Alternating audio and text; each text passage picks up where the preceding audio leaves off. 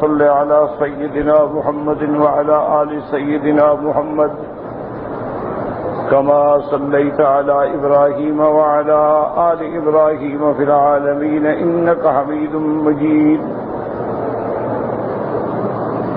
أعوذ بالله من الشيطان الرجيم. بسم الله الرحمن الرحيم. يا نساء النبي لستن كأحد من النساء إن اتقيتن فلا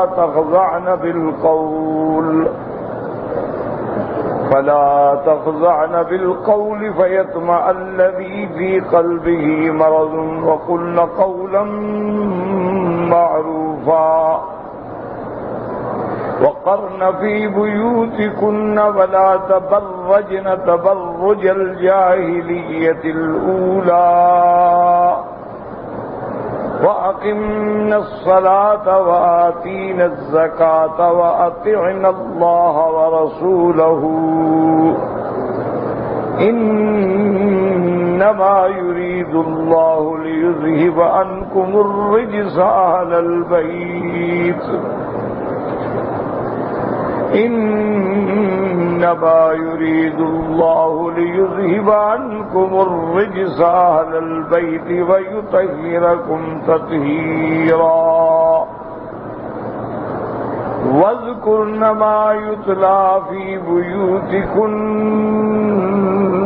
من آيات الله والحكمة إن الله كان لطيفا خبيرا. سورۃ الاحزاب میں الحمدللہ جیسا کہ ہم نے پڑھا ہے کہ اللہ تبارک و تعالی نے بڑی تفصیل سے اپنی نعمتوں کا ذکر فرمایا تھا. سب سے پہلے ہم نے قصہ احزاب پڑھا کہ جب تمام کفار نے جمع ہو کر مدینہ منورہ پہ چڑھائی کی اور اسلام کو مٹانے کا ارادہ کیا، اللہ تبارک و تعالی نے مسلمانوں کی مدد فرمائی. اللہ نے ہوا بھیجی، اللہ نے فرشتے بھیجے اور احزاب جو تھے وہ بالکل ناکام، خاسر اور خالی ہاتھ مدینہ منورہ کو لوٹ گئے اور انہیں کچھ بھی نہ ملا. ان آیات مبارک کے بعد اللہ تبارک و تعالی نے پھر ذکر فرمایا تھا قصہ بنی قریظہ کہ بنی قریظہ جو ہیں یہ یہود کا قبیلہ ہے جو مدینہ منورہ میں تھا. حضور صلی اللہ علیہ وسلم سے ان کا معاہدہ تھا، صلح تھی، لیکن انہوں نے اپنی عادت اور اپنی مکاری کے پیش نظر اس معاہدے کو توڑ ڈالا اور حضور کے دشمنوں سے مل گئے. اللہ تبارک و تعالی نے اپنے پاک پیغمبر کو حکم دیا اور جبریل علیہ السلام نے آ کے اللہ کا پیغام پہنچایا اور حضور پاک نے جا کے بنی قریظہ کا محاصرہ کیا.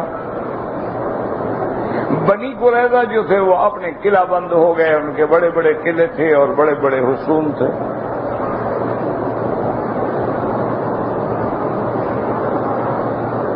بعد میں اللہ نے فرمایا کہ یہ بھی ہماری مدد آئی کہ ہم نے ان کے دلوں کے اندر رعب ڈال دیا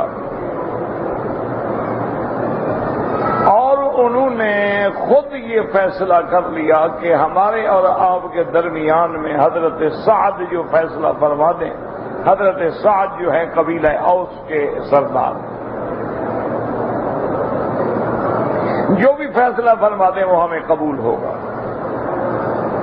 ان کا خیال یہ تھا کہ چونکہ حضرت سعد سے ہماری اسلام سے پہلے کی دوستی ہے، ان کے قبیلے والوں سے ہمارا اسلام سے قبل کا تعلق ہے، لین دین ہے، معاملات ہیں، ملنا جلنا ہے، اٹھنا بیٹھنا ہے، تو ہماری مدد کریں. حضور صلی اللہ علیہ وسلم نے حضرت سعد کو بلایا. حضرت سعد زخمی تھے، اسی حالت میں آپ کے پاس تشریف لائے اور حضور نے فرمایا کہ حضرت سعد، بنی قریظہ نے بھی آپ کو حکم مانا ہے اور میں بھی آپ کو حکم مانتا ہوں، آپ جو بھی فیصلہ کریں گے ہمیں قبول ہو۔ حضرت سعد رضی اللہ تعالی عنہ نے فیصلہ کیا، انہوں نے فرمایا کہ یا رسول اللہ، جو ان سے جنگ لڑنے والے لوگ ہیں ان سب کو قتل کر دیا جائے، اور جو جنگ لڑنے والے نہیں ہیں ان کو چھوڑ دیا جائے، لیکن انہیں قیدی بنا لیا جائے، انہیں غلام بنا لیا جائے، اور ان کے مال جو ہیں وہ مال غنیمت ہے۔ اسی کو اللہ نے قرآن مقدس میں ذکر کیا کہ وَأَنزَلَ الَّذِينَ ظَاهَرُوهُم مِّنْ أَهْلِ الْكِتَابِ، کہ ہم نے ان کو ان کے قلعوں سے اتارا جنہوں نے مدد کی تھی آپ کے دشمنوں کی، وَقَذَفَ فِي قُلُوبِهِمُ الرُّعْبَ، اور ہم نے ان کے دلوں میں رعب ڈالا، اور وہ اس حال میں اترے کہ ان میں سے آپ نے ایک جماعت کو قتل کیا اور کچھ کو آپ نے قیدی بنایا۔ وَأَوْرَثَكُمْ أَرْضَهُمْ وَدِيَارَهُمْ وَأَمْوَالَهُمْ، اور ہم نے ان کی زمینیں، ان کے مال، ان کی حویلیاں، ان کے محلات سب کا مسلمانوں کو وارث بنا دیا، اور ساتھ اللہ نے خوشخبری دی کہ میرا نبی، ہم آپ کو ان زمینوں کا بھی وارث بنائیں گے جہاں آپ کے قدم نہیں پہنچے۔ بعض علماء نے فرمایا کہ اس سے مراد خیبر ہے، بعض علماء نے فرمایا کہ اس سے مراد مکہ ہے، اور بعض علماء نے فرمایا کہ اس سے مراد فارس و روم ہے، لیکن ساری باتیں ٹھیک ہیں۔ خیبر حضور کے زمانے میں فتح ہو گیا، مکہ حضور کے زمانے میں فتح ہو گیا، اور فارس و روم جو ہے وہ صحابہ کے زمانے میں فتح ہوا۔ اور اللہ تبارک و تعالیٰ نے ارشاد فرمایا کہ میرا محبوب، ہم ہر چیز پہ قادر ہیں، قدرت رکھتے ہیں، جب اپنے لوگوں کی مدد کرتے ہیں تو پھر ہماری امداد کے سامنے کوئی نہیں ٹھہر سکتا۔ ان تمام باتوں کے بعد پھر مسئلہ تھا حضور کی ازواج مطہرات کا۔ اس کا خلاصہ یہ تھا کہ جب اللہ نے فتوحات عطا فرما دی، جب اللہ نے بنی نذیر اور بنی قریظہ جیسے بڑے بڑے سرمایہ دار قبائل کے اموال غنیمت بنا دیے، تو آقا انعامدار رحمت دو عالم صلی اللہ علیہ وسلم کی بیویوں کے دل میں بھی ایک تمنا پیدا ہوئی کہ اب تو اللہ نے بڑی نعمتوں سے نوازا ہے، اور جو بادشاہوں کی بیویاں ہیں وہ کیسے محلوں میں رہتی ہیں، کم از کم ہمارے معاملات پر بھی حضور توجہ فرمائیں، ہم بڑی فقر و فاقہ کی زندگی بسر کر رہی ہیں۔ یہ ایک فطری بات ہوتی ہے، طبعی بات ہوتی ہے، انسان کے دل میں خواہش پیدا ہو جاتی ہے۔ تو حضور صلی اللہ علیہ وسلم کو جب انہوں نے اس بات کا اظہار کیا، حضور ناراض ہوئے، اور اس کے بعد اللہ نے قرآن نازل کیا کہ میرے محبوب، آپ اپنی بیویوں سے فیصلہ کن بات کریں کہ ان کو دنیا چاہیے یا آخرت چاہیے، یہ دو چیزیں چن لیں۔ اگر ان کو دنیا چاہیے، حیات دنیا چاہیے، زینت دنیا چاہیے، اموال دنیا چاہیے، جاہ دنیا چاہیے، تو پھر آپ ان کو کہیں کہ آئیں اور مجھ سے طلاق لیں۔ اور اگر اللہ تبارک و تعالی، اللہ کا رسول اور آخرت چاہیے تو پھر ہم نے ان کے لیے بہت بڑا ثواب تیار رکھا ہے۔ اس کو کہتے ہیں تخییر، کہ اللہ نے اپنے پیغمبر کو حکم دیا، پیغمبر نے اپنی بیویوں کو خیار دیا کہ یا تم دنیا چنو یا پھر اللہ کے رسول کو چن لو۔ اسی پر اللہ نے قرآن نازل فرمایا تھا کہ یا ایھا النبی قل لازواجک ان کنتن تردن الحیاۃ الدنیا وزینتہا فتعالین امتعکن واسرحکن سراحا جمیلا وان کنتن تردن اللہ ورسولہ والدار الآخرہ، اور اگر تم اللہ کے رسول کو چنیں اور آخرت کو چنیں، فإن اللہ اعد للمحسنات منکن اجرا عظیما، پھر تم میں سے نیک عمل کرنے والیوں کے لیے اللہ نے بہت بڑا ثواب تیار رکھا۔ حضور صلی اللہ علیہ وسلم نے بی بی عائشہ سے ابتدا کی، اور ساتھ بھی عائشہ کو یہ بھی فرما دیا کہ جواب دینے میں جلدی نہ کریں، اپنے والدین سے مشورہ کر لیں۔ پھر حضور نے خیال پیش کیا تو بی عائشہ نے کہا یا رسول اللہ افی ھذا استامر ابوایا، کیا یہ مسئلہ ہے جس میں میں والدین سے پوچھوں گی؟ انی اخترت اللہ ورسولہ، میں نے اللہ کے رسول کو چن لیا، مجھے دنیا کی لذت اور دنیا کی زندگانی نہیں چاہیے۔ اسی طرح اللہ تبارک و تعالیٰ نے پھر تمام بیویوں کے دل میں ایسی بات ڈالی کہ سب نے دنیا کو چھوڑا اور اللہ کے رسول کو چن لیا، اور اللہ تبارک و تعالیٰ نے بھی اس کے بعد ان بیویوں کو یہ مقام دیا کہ تمام امت کی وہ مائیں ہیں، حضور کے بعد ان سے کسی کے ساتھ نکاح کرنا بھی جائز نہیں، تاکہ وہ دنیا میں بھی حضور کی بیویاں رہیں اور آخرت میں بھی حضور کی بیویاں رہیں۔ کیونکہ مسئلہ یہ ہوتا ہے کہ اگر کوئی بندہ کسی اپنی بیوی کو طلاق دے دے اور وہ عدت گزرنے کے بعد دوسری جگہ شادی کر لے، تو جس بندے کے نکاح میں موت آئے گی قیامت میں اسی خاوند کو ملے گی، یہ نہیں کہ پہلے خاوند کو ملے گی۔ تو اگر حضور کی بیویوں کا نکاح بھی جائز ہوتا تو پھر تو وہ جنت میں حضور کی بیویاں بننے سے رہ جاتی۔ اس لیے اللہ نے حکم دے دیا کہ ازواجہ امہاتہم، کہ حضور کی بیویاں امت کی مائیں ہیں، اور اس کے بعد دوسرا بھی اللہ نے ان عورتوں کو بدلہ دیا، فرمایا کہ میرا محبوب اب جو آپ کی بیویاں ہیں ان کے علاوہ اب آپ کو اور نکاح کرنے کی اجازت نہیں۔ لا یحل لک النساء من بعد، ان کے بعد آپ کے لیے کوئی عورت حلال نہیں، نہ آپ کے لیے یہ حلال ہے کہ کسی کو طلاق دے کے ایک اور بیوی شادی کرنے، نہیں، بس اب جو آپ کے مقدر میں تھی انہوں نے آپ کو چن لیا، اللہ نے ان کو آپ کے لیے چن لیا ہے، اب دنیا و آخرت میں یہی آپ کی بیویاں۔ ان احکامات کے بعد پھر اللہ نے حضور صلی اللہ علیہ وسلم کی بیویوں کو مخاطب فرمایا، لیکن یہ حکم جو ہے سب کے لیے عام ہے اور بطور خاص حضور کی بیویوں کے لیے۔ اللہ نے فرمایا کہ میرے مدنی کی بیویاں یہ غور کر لو، اگر تم میں سے کسی نے غلطی کی، اگر آج کے بعد تم میں سے کسی نے بد اخلاقی کی، اگر آج کے بعد تم میں سے کسی نے بد خلقی کی، اگر آج کے بعد تم میں سے کسی نے اپنے عمل سے یا قول سے میرے نبی کو تکلیف پہنچائی تو ہم آپ کو دگنا عذاب دیں گے۔ اس لیے اللہ نے فرمایا یا نساء النبی من یأت منکن بفاحشۃ مبینۃ، اس سے مراد زنا نہیں ہے، اس سے مراد گناہ نہیں ہے، اللہ کے نبی معصوم ہوتے ہیں، اور اللہ نے انبیاء کی بیویوں کو بھی قیامت تک کے لیے گناہوں سے پاک رکھا ہے۔ اس لیے یہ متفق علیہ مسئلہ ہے کہ نبی کی بیوی کافرہ تو ہو سکتی ہے لیکن فاجرہ نہیں ہو سکتی، یعنی کسی پیغمبر کی بیوی یہ تو ہو سکتا ہے کہ کافرہ ہو، جیسے لوط علیہ السلام کی بیوی کافرہ تھی، نوح علیہ السلام کی بیوی کافرہ تھی، لیکن پیغمبر کی بیوی کبھی گناہ گار نہیں ہو سکتی۔ اللہ اپنے انبیاء کے دامن کو محفوظ رکھتا ہے۔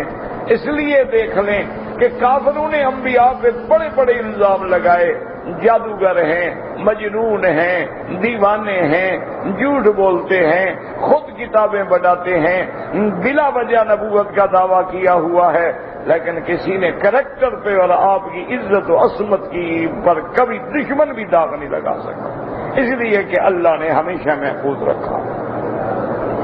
مراد یہاں یہ ہے کہ فاحشۃ مبینۃ، یعنی سوء خلق، کہ کوئی ایسی بات زبان سے نکالیں کہ حضور کو تکلیف پہنچے، فاحشۃ مبینۃ، ورنہ فاحشہ اگر زنا ہو تو زنا تو کوئی کھل کے تھوڑا کرتا ہے، وہ تو چھپ کے کیا جاتا ہے۔ فاحشۃ مبینۃ سے دلیل ہے کہ اس سے مراد زنا نہیں ہے۔ اور دوسری بات یہ ہے کہ جملہ شرطیہ جہاں ہو ضروری نہیں ہوتا کہ وہ واقع ہو، جیسے اللہ نے فرمایا کہ میرا محبوب ہم نے آپ پر بھی اور آپ سے پہلے انبیاء پر بھی وحی کی ہے، لئن اشرکت لیحبطن عملک، اگر شرک کرو گے تو عمل برباد کر دیں گے۔ اللہ کے نبی تو شرک سے پاک ہے، تو اس لیے ہمیشہ ضرورت نہیں ہوتی۔ تو یہ تنبیہ تھی کہ یا نساء النبی من یأت منکن بفاحشۃ مبینۃ یضاعف لها العذاب ضعفین وکان ذلک علی اللہ یسیرا، اور اللہ کے لیے کوئی بڑی بات نہیں ہے۔ اللہ تبارک و تعالی مالک ہیں، اللہ تبارک و تعالی مختار ہیں، اللہ تبارک و تعالی فعال لما یرید ہیں، اللہ تبارک و تعالی یفعل ما یشاء و یحکم ما یرید، ان کی شان ہے، ان کے لیے کوئی مشکل نہیں۔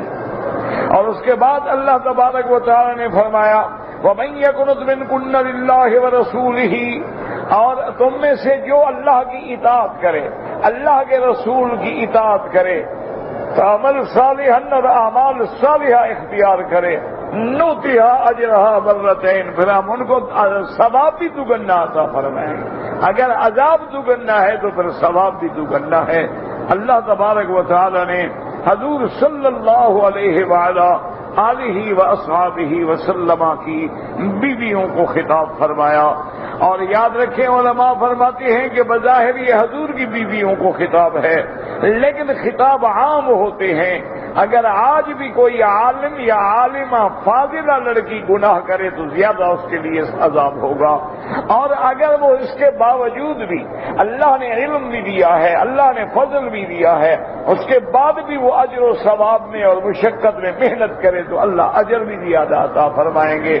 جیسے کہ اللہ نے اہل کتاب کو فرمایا اولئک یؤتون اجورہم مرتین، ان کو بھی اللہ 2 دفعہ ثواب دیں گے، ایک اپنے نبی اور اپنی کتاب پہ عمل کرنے کا، اور ایک حضرت محمد مصطفیٰ صلی اللہ علیہ وسلم پر ایمان لانے کا اور عمل کرنے کا۔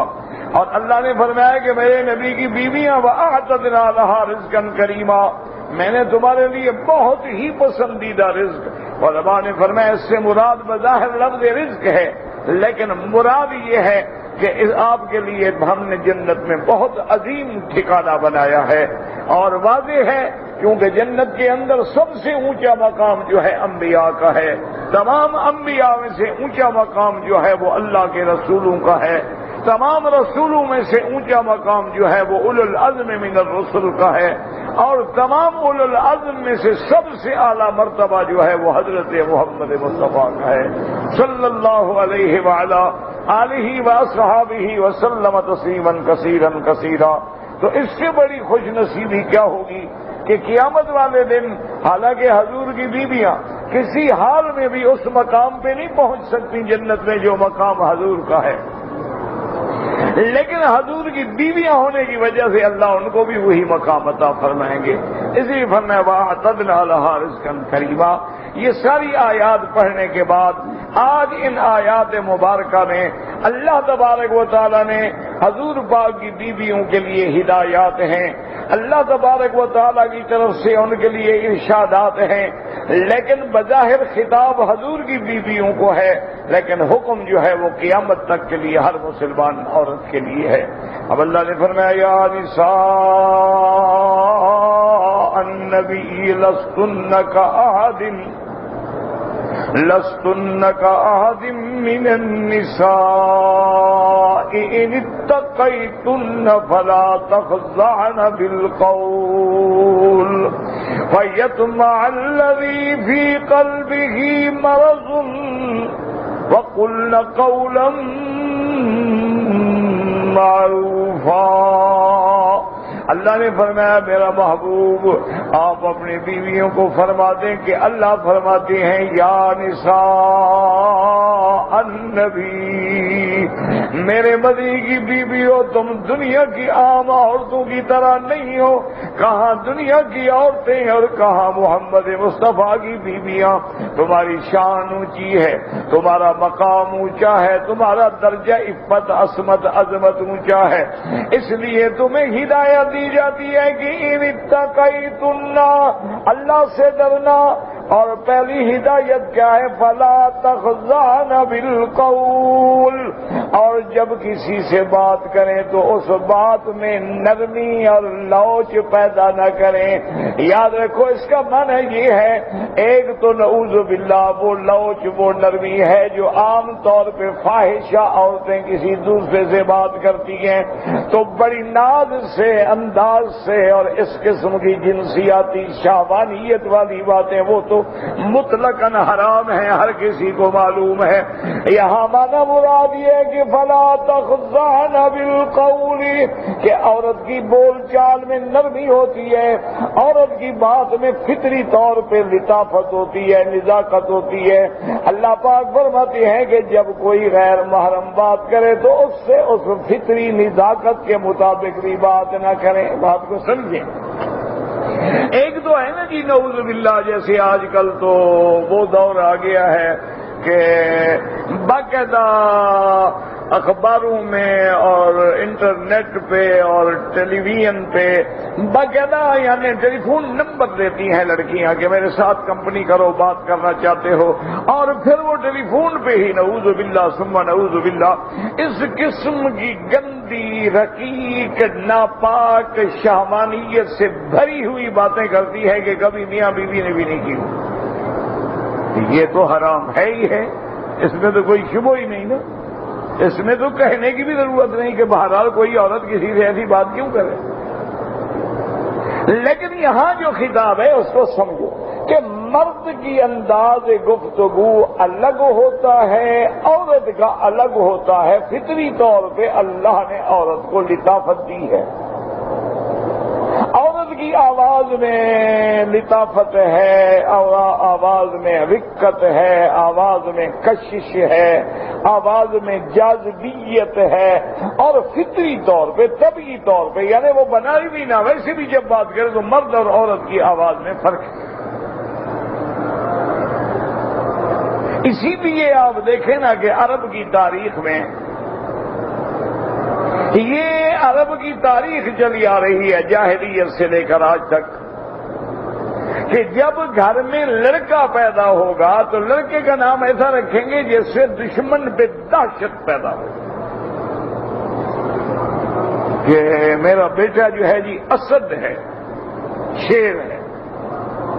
اسی لیے سیدنا علی رضی اللہ تعالی عنہ نے جب خیبر میں آپ نے مرحب سے مبارزت کی تو فرمایا کہ میرے مقابلے پہ آ رہے ہو، سمتنی امی حیدرہ، میری ماں نے میرا نام حیدر رکھا تھا، حیدر شیر کو کہتے ہیں۔ اسد رکھیں گے، فہد رکھیں گے، اسی طرح بڑے بڑے یعنی ایسے نام رکھیں گے جس میں نام سن کے دہشت پیدا ہو جائے۔ اور اگر لڑکیاں ہوں گی تو ایسے نام رکھیں گے جن میں لطافت پیدا ہو جائے، جوہرہ ہے اور زمردہ ہے، نائلہ ہے، رملہ ہے، عاطفہ ہے، عاتقہ ہے، جمیلہ ہے، ایسے نام رکھیں گے کیونکہ فطرتاً مرد اور لڑکی میں ایک فرق ہے۔ اب اللہ نے یہ حکم دیا کہ عورت کی آواز میں جو طبیعی نرمی ہے جب غیر سے بات کرے تو اس طبیعی نرمی سے بھی بات نہ کرے بلکہ سخت اور درست طریقے سے بات کرے۔ اس کی وجہ بھی بیان کرتی، فرمایا فَيَطْمَعَ الَّذِي فِي قَلْبِهِ مَرَضٌ، اگر تم نرم لہجے میں بات کرو گی تو جس کے دل میں بیماری ہے، یاد رکھو مرض سے مراد بعض علماء نے فرمایا کہ اس سے مراد نفاق ہے، جیسے اللہ پاک نے کئی مقام پہ بیان فرمایا ہے کہ وہ لوگ جو منافق تھے ان کے دلوں میں بیماری ہے، کھوٹ ہے۔ اس سے مراد یہ ہے کہ کبھی کوئی منافق ہوگا تو اس کے دل کے اندر بھی تما پیدا ہوگی۔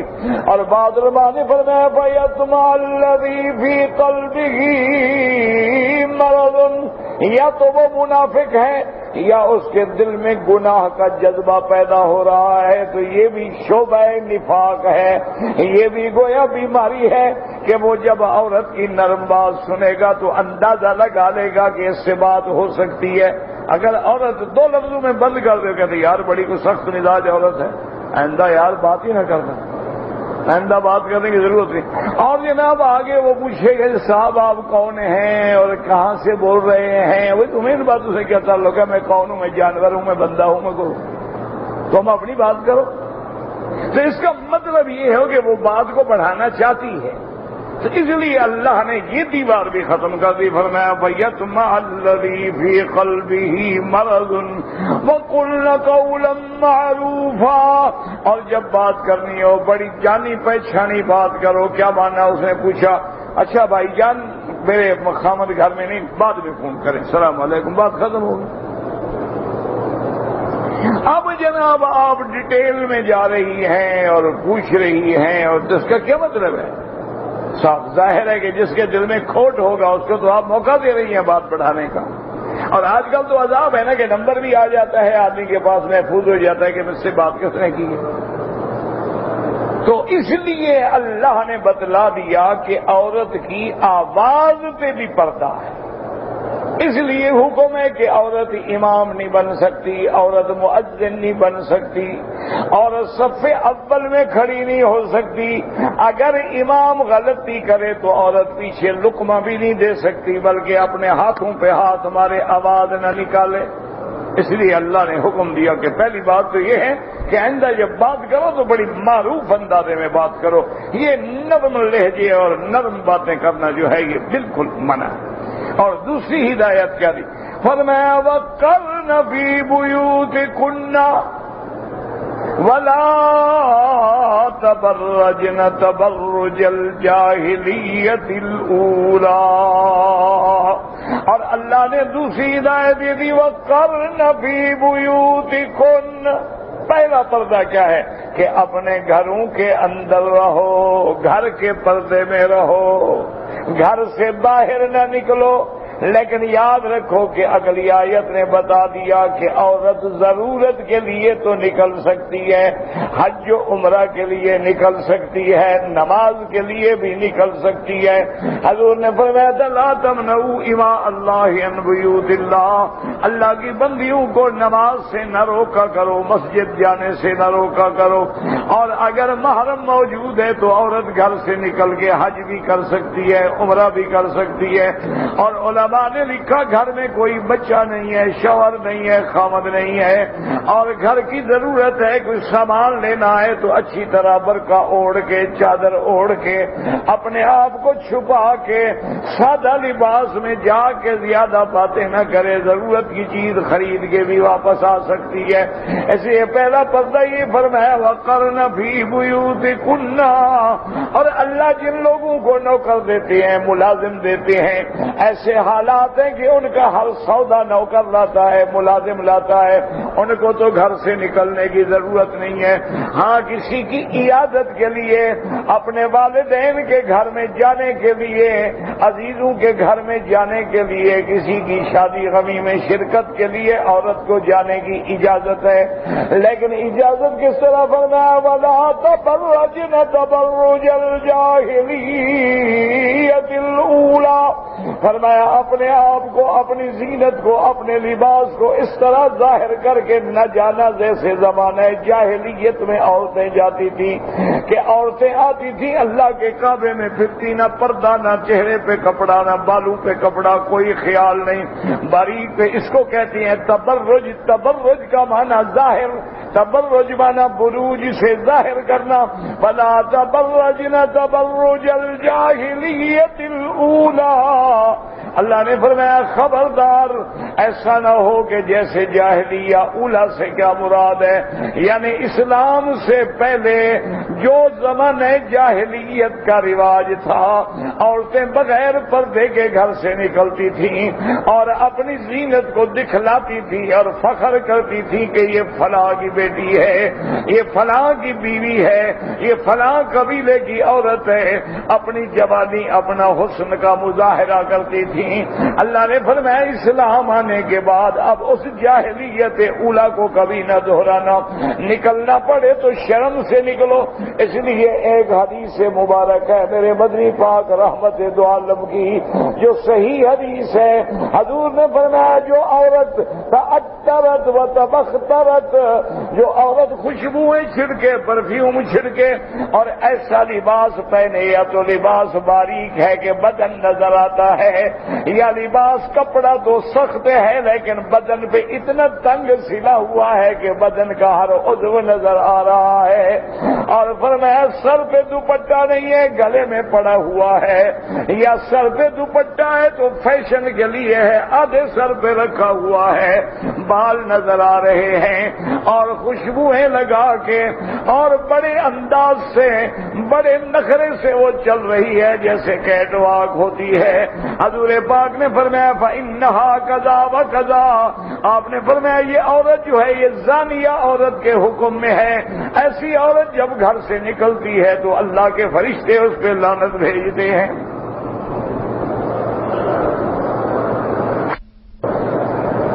اس لیے ہمیشہ یاد رکھیں کہ اللہ نے عورتوں کو بڑی عزت دی ہے، بڑی عظمت دی ہے، بڑی شان دی ہے، لیکن دشمنوں نے، کفار نے، زنادقہ نے، ملاحدہ نے میڈیا کے ذریعے اس کے دماغ میں ڈال دیا ہے کہ آزادی آزادی آزادی۔ پتہ نہیں آزادی سے اس کی کیا مراد ہے، کیا چاہتی ہے؟ آزادی کا کیا معنی ہے؟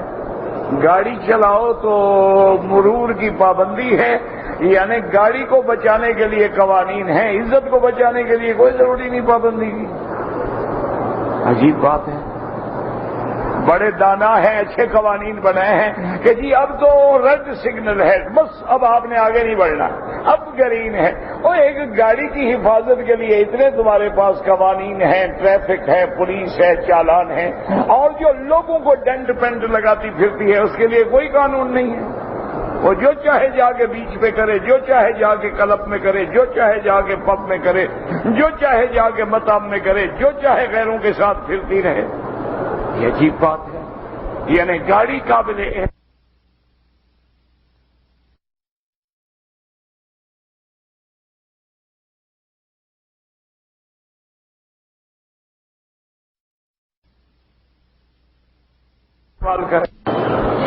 اس لیے اسلام نے پابندی لگائی، پہلا پردہ کیا ہے؟ گھر سے بلا ضرورت باہر نہ نکلو، بس جب گھر میں رہو گی تو ہر فتنے سے بچ گئی۔ اور دوسری پابندی کیا لگائی کہ اگر نکلنا پڑے تو پھر تبرج نہ ہو، ایسا لباس نہ ہو جو تیری زینت کے ذریعے کا اظہار بنے، سادہ لباس ہے، پردے میں چھپا ہوا ہے۔ اپنے حتیٰ کہ مدینہ منورہ کی عورتیں اس انداز میں چادر اوڑھتی تھی کہ صرف ایک آنکھ کھلتی تھی جس سے وہ دیکھ سکتے، وہ دونوں آنکھیں بھی نہیں کھولتی تھی۔ آج تو کہتے ہیں نا چہرے کا پردہ نہیں، اللہ کے بندے پاؤں کا پردہ ہوتا ہے۔ پردے کا معنی ہی یہ ہے کہ فتنے سے بچنا۔ تو سب سے بڑا فتنہ تو چہرے میں ہوتا ہے، سب سے بڑا مسئلہ تو چہرے کے اندر ہے۔ اگر اس کو کھلا چھوڑ دیا جائے تو پردہ کس بات کا ہے آخر؟ ایسے فرمایا وَلَا تَبَرَّجْنَ تَبَرُّجَ الْجَاهِلِيَّةِ الْأُولَىٰ۔ اچھا، اور یہ بھی یاد ہے، بعض لوگ یہ کہہ دیتے ہیں کہ جناب یہ احکام نبی کی بیویوں کے لیے ہیں۔ یاد رکھیں آج کل لوگ جو ہے نا جی ماشاءاللہ بال کی کھال نکالنے والے، جن نے قرآن کبھی نہ پڑھا ہو، اعتراض کرنے کے لیے بہت پڑھتے ہیں، وہ جناب ایک مسئلہ یہ بھی نکالتے ہیں کہ مولوی صاحب یہ تو حکم ہے یا نساء النبی، یہ تو نبی کی بیویوں کے لیے حکم ہے، ہمارے لیے تو نہیں۔ ہماری بیویاں بیٹیاں تو آزاد ہیں، جو مرضی آئے کریں، بسنت منائیں، وہ ویلنٹائن ڈے منائیں، وہ بیچ پہ جائیں، وہ ڈانس کریں، ان کے لیے تو حکم ہی نہیں ہے، تو نبی کی بیویوں کے لیے ہے۔ یعنی عجیب بات کو سمجھیں کہ مدینہ بھی پاک، میرا نبی بھی پاک، نبی کا گھرانہ بھی پاک، نبی کی بیویاں بھی پاک، پاک کو تو حکم دیا جا رہا ہے پردہ کرو، اور جو ناپاک ہو اس کے لیے پردہ نہیں ہے، نہیں چھٹی ہے۔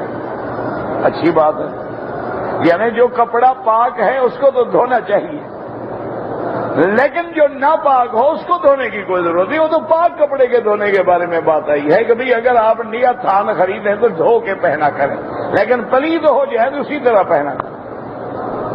اچھی بات ہے، اچھی منطق ہے اور اچھی عقل ہے۔ اچھا، دوسری بات یہ دیکھیں کہ اگر یہ حکم نبی کی بیوی کے لیے، ہماری بیویوں کے لیے، بیٹیوں کے لیے نہیں ہے، تو آگے قرآن کہتا ہے وَأَقِمْنَ الصَّلَاةَ، نماز قائم کریں، وہ بھی صرف نبی کی بیویاں پڑھیں،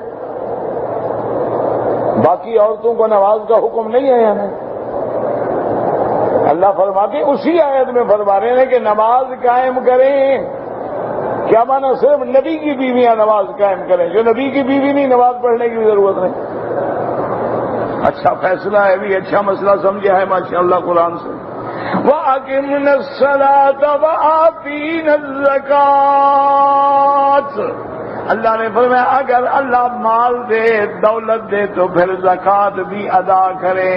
تو اب نماز کا حکم ہے، زکوٰۃ کا حکم ہے، جیسے نبی کی بیویوں کے لیے ایسے ساری عورتوں کے لیے ہے۔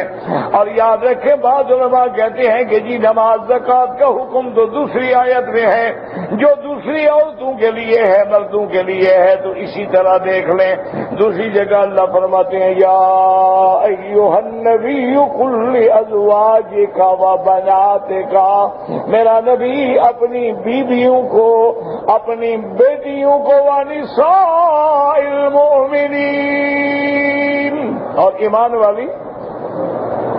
اب یہاں تو نبی کی بیویاں تو پہلے آ گیا، اپنی بیویوں کو بھی حکم دو، بیٹیوں کو بھی، اور امت کی مومنہ عورتوں کو بھی حکم دو یدنین علیہن من جلابیبہن، اپنے بدن کو بڑی چادر سے ڈھانپ لیں۔ یاد رکھو یہ جو برقع ہے نا آج کل کوٹ کی طرز کے جیسے گاؤن بنے ہوئے ہیں، یہ برقع نہیں ہے شریعت میں، نہ یہ حجاب ہے، نہ یہ برقع ہے، اور نہ شریعت اس کی اجازت دیتی ہے۔ یہ تو الٹا یعنی بدن کو ظاہر کرنے کا ایک ذریعہ ہے، پتہ لگتا ہے کتنی موٹی ہے، کتنی پتلی ہے، کتنا کمر ہے، کتنا قد ہے، کہاں سینہ ہے۔ یہ کون سا پردہ ہے؟ یہ تو حرام ہے۔ اور اسی طرح یاد رکھیں بعض میری بیٹیاں پردہ یعنی عبایا کندھے پہ ڈال دیتی ہیں، جو کندھے پہ ڈال کے چلتی ہیں وہ بھی شریعت کے خلاف ہے۔ پردے کی پردہ ہے علیہن من جلابیبہن، کہ سر کے اوپر سے چادر ڈالے گھونگھٹ کی طرح، منہ کو بھی چھپائے اور بدن کو بھی چھپائے۔ اگر اس نے کندھے پہ ڈالا ہوا ہے تو وہ بھی پردہ نہیں۔ اگر اس نے پردہ اور برقع ایسا بنایا ہوا ہے ماشاءاللہ، جیسے آج کل 10,000 20,000 کا بھی ایک برقع ہے کہ یہاں سے لے کر یہاں تک کام ہوا ہوتا ہے سونے اور تاروں چاندی کی تاروں کا، تو وہ تو نہ دیکھنے والا بھی اس کو دیکھتا ہے، تو یہ کون سا پردہ ہے؟ اسی طرح میری بعض بیٹیاں جو ہیں پردہ تو ہے لیکن اوپر جو جھلی ڈالی اس کے کنارے پہ اس نے چمکتے ہوئے تارے لگائے ہوئے ہیں کہ معلوم ہو جیسے ڈانس کر رہی ہے۔ یہ کون سا پردہ ہے جناب؟ اسی طرح بعض عورتوں نے پردہ پہنا ہوا لیکن پھول نکلے ہوئے ہیں، سینے پر بھی، پشت پر بھی، سائڈوں میں بھی اور بازو پر بھی۔ یہ کون سا پردہ ہے؟ یہ تو پہننا بھی حرام ہے۔ اس پردے کے لیے پردے کی ضرورت ہے۔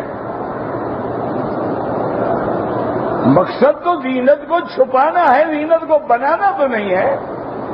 یہ کوئی برقع نہیں، کوئی پردہ نہیں، شریعت کی نظر میں بالکل حرام ہے۔ پردے کا معنی یہ ہے کہ جو عورت کے سر سے لے کر پاؤں تک حفاظت کرے، اس کے اعضاء ظاہر نہ ہوں۔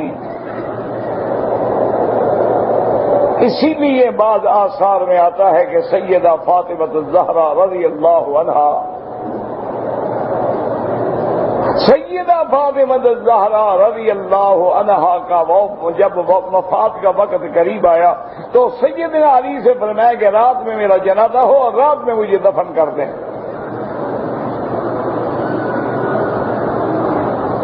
تو سیدنا علی رضی اللہ تعالیٰ عنہ نے فرمایا کہ فاطمہ کیا کہہ رہی ہو، تم بنت النبی ہو، زوجہ علی ہو، ام الحسن والحسین ہو، تیرے جنازے میں تو سارا مدینہ آئے گا۔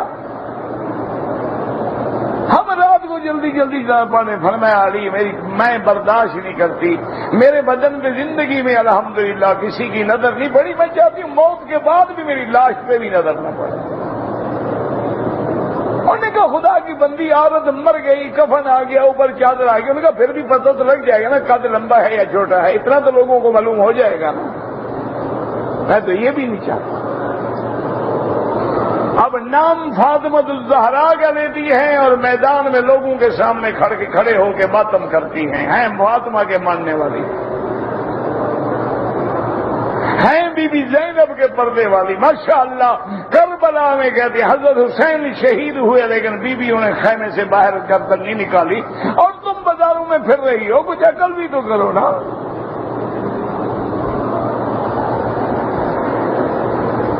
اس لیے یاد رکھیں کہ اللہ نے پھر وہاں حکم میں وضاحت کر دی کہ یا ایھا النبی قل لازواجک و بناتک، اپنی بیٹیوں سے بھی کہہ دیں وَنِسَاءِ الْمُؤْمِنِينَ يُدْنِينَ عَلَيْهِنَّ مِنْ جَلَابِيبِهِنَّ۔ تو اس لیے یہ حکم جو ہے یاد رکھو تمام ایمان والوں کے لیے ہے، اور اس سے دلیل یہ ہوتی ہے کہ جب نبی کی پاک بی بی پاک مدینے میں پاک گھر میں رہ کے پردے کی پابند ہے، تو ہم جس ماحول میں رہ رہے ہیں تو ہمارے لیے تو اور زیادہ سختی ہے۔ یعنی یوں سمجھیں کہ ایک شہر میں الحمدللہ کوئی بیماری نہیں، بالکل فضا ٹھیک ہے، نہ گردن توڑ بیماری ہے، نہ کوئی ملیریا ہے، نہ ٹی بی ہے، لیکن پھر بھی ڈاکٹر کہتے ہیں کہ بھی ہر سال اپنا چیک اپ کرا لیا کرے، ویسے ٹھیک ہے الحمدللہ آپ کا شہر پاک ہے، اور احتیاطی طور پہ انجیکشن بھی لگوا لیا کریں 2 سال میں ایک۔ تو جہاں پاک ہے وہاں انجیکشن لگوا لیا کریں، اور جہاں خود بیماری پھیلی ہوئی ہو وہاں کیا کرو، وہاں کوئی ضرورت نہیں۔ تو اس لیے ہمیشہ یاد رکھیں کہ یہ حکم بظاہر خطاب حضور کی بیویوں کو ہے لیکن حکم عام ہے۔ فرمایا وَأَقِمْنَ الصَّلَاةَ وَآتِينَ الزَّكَاةَ وَأَطِعْنَ اللَّهَ وَرَسُولَهُ، اللہ کے رسول کی اطاعت کرو۔ انما يريد الله ليذهب عنكم الرجس اهل البيت، اللہ تبارک و تعالی چاہتے ہیں کہ اہل بیت رسول سے ہر قسم کی گندگی کو، ہر قسم کی برائی کو دور کر دیں، وَيُطَهِّرَكُمْ تطہیرا، اور پاک کر دیں تم کو پاک کرنا۔ اللہ اپنے نبی کے گھر والوں کے لیے اتنا اہتمام فرما رہے ہیں۔ فرمایا وَاذْكُرْنَ مَا يُتْلَىٰ فِي بُيُوتِكُنَّ مِنْ آيَاتِ اللَّهِ وَالْحِكْمَةِ، اے نبی کی بیویاں یاد کرو جو تمہارے گھروں میں اللہ کا قرآن پڑھا جاتا ہے، اللہ کا نبی موجود ہے، وحی اترتی ہے، قرآن آتا ہے، اور حکمت اور دانائی کی باتیں ہوتی ہیں۔ ان اللہ کان لطیفا خبیرا، اللہ تبارک و تعالی ہر راز جاننے والے ہیں، اللہ تبارک و تعالی ہر بات کی خبر رکھنے والے ہیں۔ تو لہذا حکم دیا گیا کہ پہلے گھر کا پردہ، پھر آنکھ کا پردہ، پھر کپڑے کا پردہ، زبان پہ بھی پردہ، آواز پہ بھی پردہ، تاکہ اللہ نے عورت کو گھر کی ملکہ بنایا ہے، داخلی امور کا انچارج بنایا ہے، اللہ نے عورت کو سربراہ بنایا ہے کہ گھر میں رہ کے اپنی نسل کی تربیت کرے، اور آنے والے بچے جو ہیں ان کی ایسے تربیت کرے کہ خالد ابن الولید پیدا ہو، ابو بکر، عمر، عثمان و علی پیدا ہوں۔ اللہ تبارک و تعالیٰ نے ماں کی گود جو ہے وہ گہوارہ رکھا ہے تربیت کا، اور اگر ماں فلموں پہ ہوگی، ڈش پہ ہوگی تو بچے پھر دیکھ لیں گے۔ وہ فلم کے ایکٹر تو پیدا ہوں گے لیکن محمد مدنی کے دیوانے نہیں ہوں گے۔ ان کو دیوانہ بنانے کے لیے گھر بھی پاک، ماحول بھی پاک، باپ بھی پاک، ماں بھی پاک، استاد بھی پاک، مدرسے بھی پاک، ایسا ماحول پیدا کیا جائے کہ جہاں مومنین پیدا ہوں، قانتین پیدا ہوں، شاکرین پیدا ہوں، صابرین پیدا ہوں، مجاہدین پیدا ہوں، پھر پوری دنیا پہ اسلام کی عزت ہوگی، عظمت ہوگی۔ اللہم اجعلنا من الصابرین، اللہم اجعلنا من الشاکرین، اللہم لک الحمد، اللہم لک الحمد، نشکرک علی کل نعمک یا ارحم الراحمین۔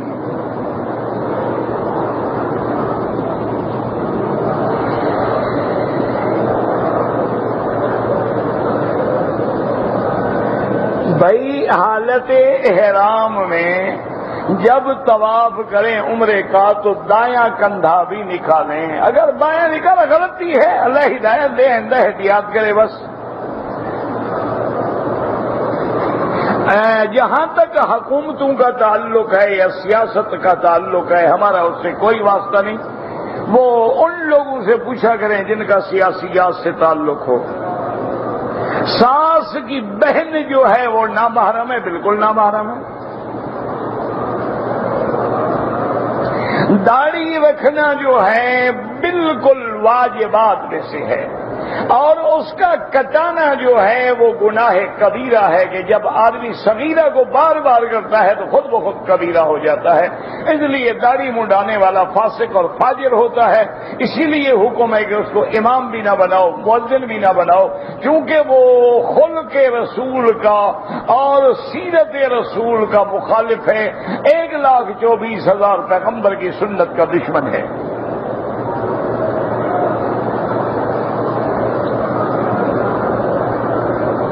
کسی بھی محلے کی مسجد میں نمازی کے آگے نہ گزریں, مجبوراً گزرنا پڑے تو سجدے کی جگہ سے دور گزریں.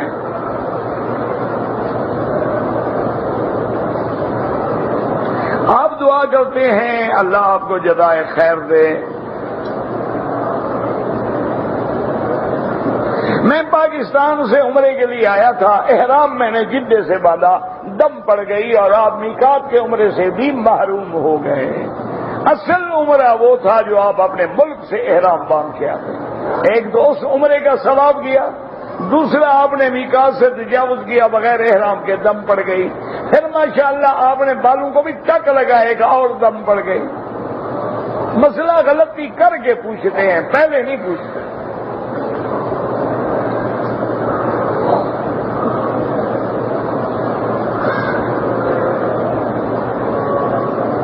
اگر آپ کہتے ہیں میں بکریوں کا تجارت کرتا ہوں, خریدتا ہوں, رکھتا ہوں, پھر سال کے بعد بیچتا ہوں, 1,000 میں لاتا ہوں, 2,000 میں, کوئی مسئلہ نہیں, کوئی چیز نہیں. جتنے میں بیچیں اگر آپ نے کھلایا ہے, پلایا ہے, کرایہ ہے, رکھا ہے, نوکر ہے, حفاظت ہے, اور اس کی عمر بھی بڑی, وزن بھی بڑا, گوشت بھی بڑا, ہر چیز بڑی.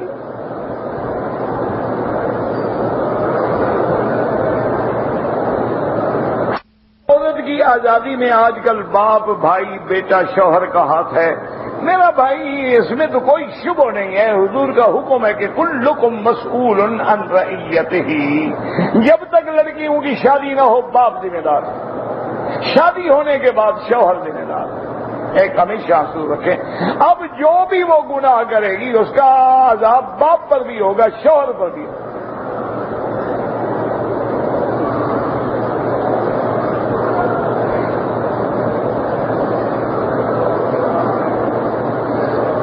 بہرحال اللہ کسی کو بھی جہنمی نہ بنائے. عورتوں میں صحابیات بھی ہیں, عورتوں میں تابعیات بھی ہیں, عورتوں میں ماشاءاللہ مجاہدات بھی ہیں, عورتوں میں صائمات بھی ہیں, عورتوں میں قانتات بھی ہیں, عورتوں میں بڑے بڑے عظمت والی بیویاں بھی ہیں, جیسے بی بی مریم بھی ہے, ازواج رسول بھی ہیں, اور عورتوں میں صدیقہ بھی ہے, عورتوں میں خدیجہ بھی ہے, عورتوں میں بنات نبی بھی ہیں, عورتوں میں بڑے شان والی. یہ بنا نہیں کہ ہر عورت ایسی ہے, نعوذ باللہ. فلم نہیں دیکھی ہے, وہ کہتے ہیں ایک بار دیکھوں گا تو میں کیا کروں, پکڑ کے رکھوں اس کو. لاکھ دفعہ دیکھو جی کسی نے گناہ کرنا ہے تو ہم سے پوچھ کے کرنا. آپ بالکل دیکھیں گے نا اچھی, بلکہ اپنی فلم بنوائیں. یہ بڑی کام کی چیز ہے, دیکھو گے بڑا فائدہ ہوگا. جو دیکھتے ہیں ان سے پوچھو کہ آدھا ایمان تباہ ہو گیا کہ نہیں.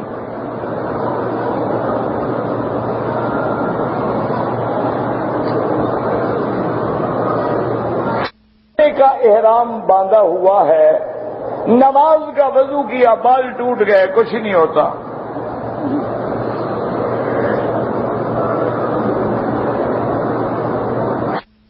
ہے مدثر نام ہے, ظلم کرتا ہے, اللہ سے ہدایت کی دعا مانگو بس, اور کسی کے بس میں کیا ہے.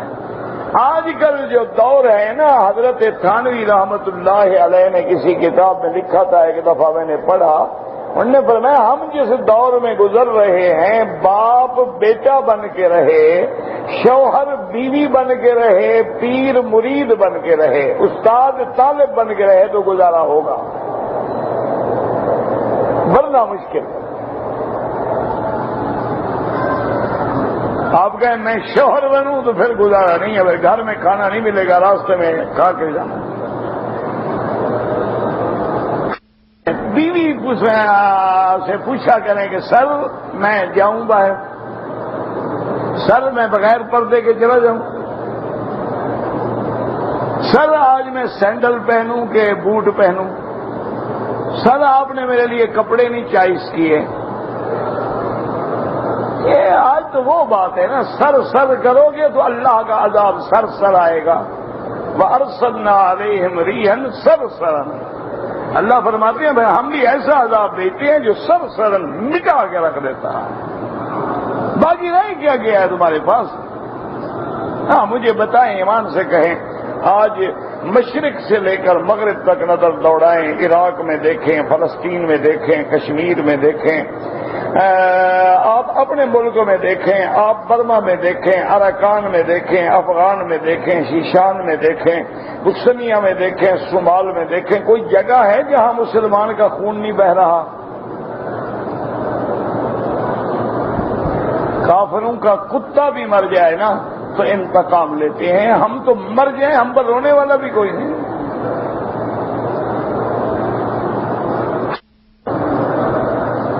وہ اپنے بلڈنگوں کو خود گرا دیں پھر بھی مسلمانوں پہ عذاب. وجہ کیا ہے کہ ہم مسلمان نہیں رہے.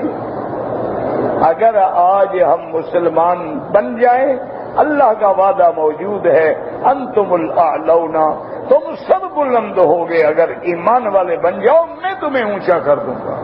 ایک کافر تو تمہارے جوتے اٹھائیں گے. بال کان کا توڑا کچھ نہیں ہوتا، اینک اتار کے بال ٹوٹ گیا کچھ بھی نہیں، تمہیں بس یہی فکر کھا گیا، کچھ نہیں ہوتا میرا بھائی.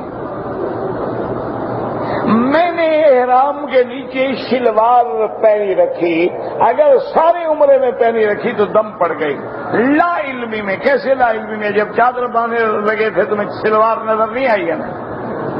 کون سی لا علمی ہے جناب؟ یہ عجیب لا علمی ہے. بھئی چادر باندھ رہا ہے، اس کو نیچے شلوار کا پتہ نہیں ہے، قمیض کا پتہ نہ کیا، شلوار کا نہیں لگا، پہلے بغیر شلوار کے پھر رہے تھے آپ. یہ کون سی لا علمی ہے؟ ایک دم دیں انشاءاللہ پھر ہمیشہ علم رہے گا.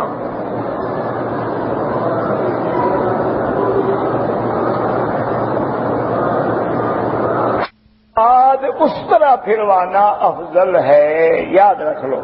اس طرح نہ پھرواؤ، بال بڑے ہیں تو چوتھا حصہ بالوں کا سارے سر کا کٹ جائے. یہ نہیں کہ ٹک لگا دو.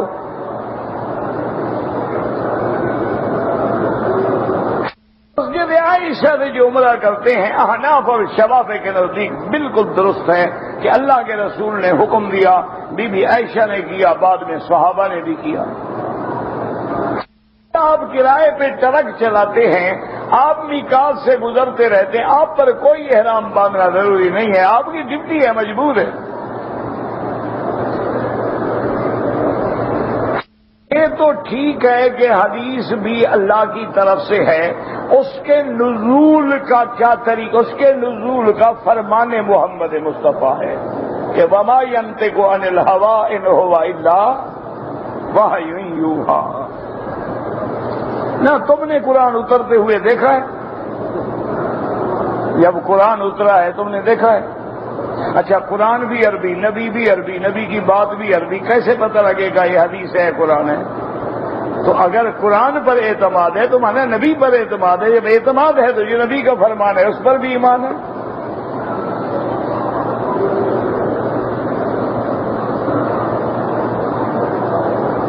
یہ عیسائیوں کے ساتھ مل کے مسلمانوں کے خلاف لڑیں بالکل حرام ہے.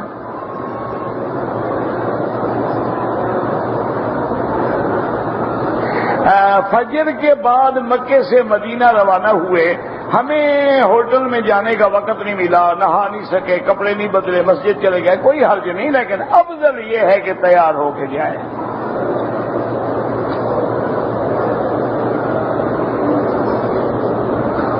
کہتے جی کہ حرم شریف میں جب ہم جنازہ پڑھتے ہیں تو ہم کو کیا پتا لڑکا ہے یا لڑکی ہے، تو پہلے تو عربی ہمیں پوچھنی چاہیے، سیکھنی چاہیے، اور نہیں تو جو ساتھ کھڑا ہو اس سے پوچھو، نہیں تو بالکل نہ پوچھیں. جو امام کی نیت وہی ہماری نیت، اللہ اکبر بس. باقی دعا میں سارے الفاظ موجود ہیں، اللہم اغفر لحینا و میتنا و شاہدنا و غائبنا و صغیرنا و کبیرنا.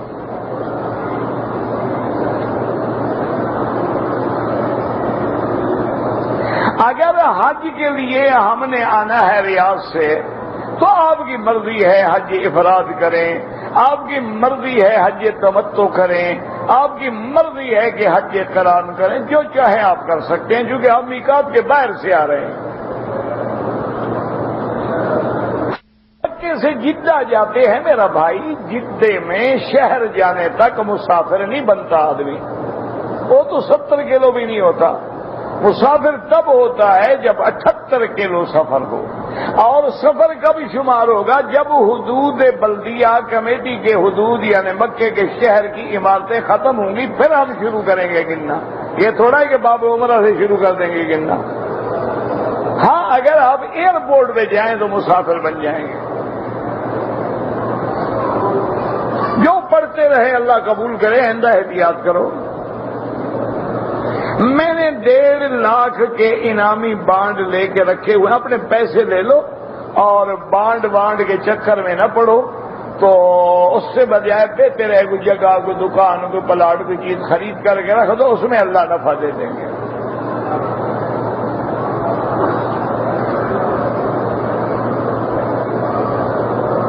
اگر ہم نے سنتیں شروع کر دی ہیں، جنازے کا اعلان ہو جائے، اب سنتیں پوری کرو، سنتیں نہ توڑو۔ اگر ہم نے جنازے کی تیسری تکبیر میں شامل ہوئے، کوئی بات نہیں، جب امام سلام پھیرے تو جتنی تکبیریں آپ کی رہ گئی ہیں جلدی جلدی پوری کر دیں۔ اللہ اکبر، اللہ اکبر، اللہ اکبر، السلام علیکم ورحمۃ اللہ وبرکاتہ۔ پڑھنا چڑھنا کچھ نہیں، یہ نہ ہو کہ تم کھڑے دعا پڑھتے رہو، جنازہ قبرستان پہنچ جائے، تم میت پہ جنازہ پڑھ رہے ہو۔ صرف تکبیر کہنی، اللہ اکبر، اللہ اکبر، اللہ اکبر، اور وہ بھی اتنی جلدی کہ میت کے رکھے رکھے آپ کہہ لیں۔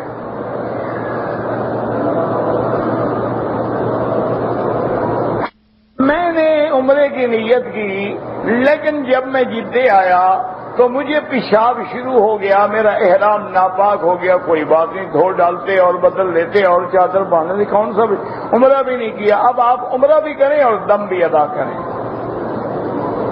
مسلمان خود کش حملہ کر سکتا ہے، مسلمانوں میں نہیں کر سکتا، وہ حرام ہے۔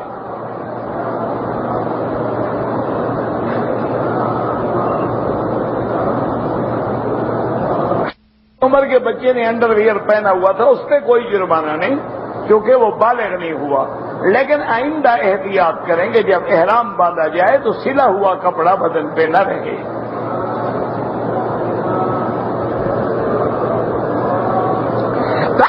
کیا ہے عمرے میں، وہ شیعہ کے لیے ہے۔ شیعہ کے مذہب میں یہ ہے کہ جب عمرہ کر لیں، طواف کر لیں، صفا مروا دوڑ لیں، تو پھر ایک اور طواف نساء کرتے ہیں کہ عورت حلال نہیں ہوتی۔ یہ ان کا مسئلہ ہے، اہل سنت کا اس سے کوئی تعلق نہیں۔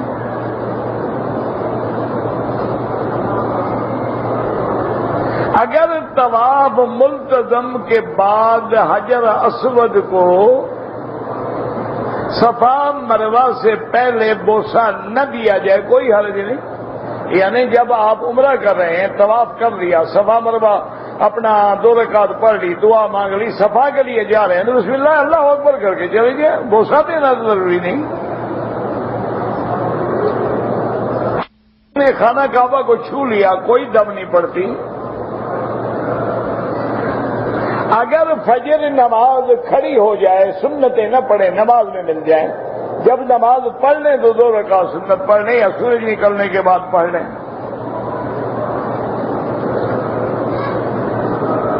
دم دینے کا معنی یہ ہوتا ہے کہ یہاں منڈی موجود ہے حد حرم میں، وہاں جا کے ایک بکری خریدیں، وہیں ذبح کریں، وہاں فقیر کھڑے ہوتے ہیں، تقسیم کر دیں۔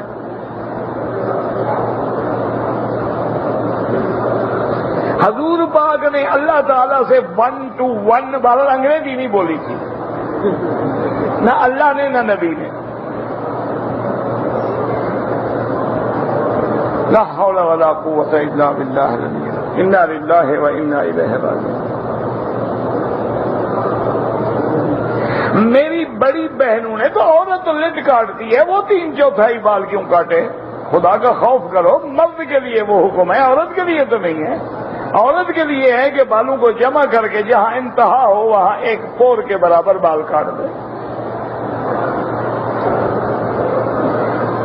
اللہ کے نبی نے جی 1 to 1 ملاقات نہیں کی. استغفر اللہ. یعنی انگریزی کا تم روب ڈالنا چاہتے ہو مولویوں پہ انگریزی بول کے؟ دشمن کی زبان بول کے ہم پر کیا روب پڑے گا؟ نبی کی بولی بولو، قرآن کی بولی بولو، جنت کی بولی بولو.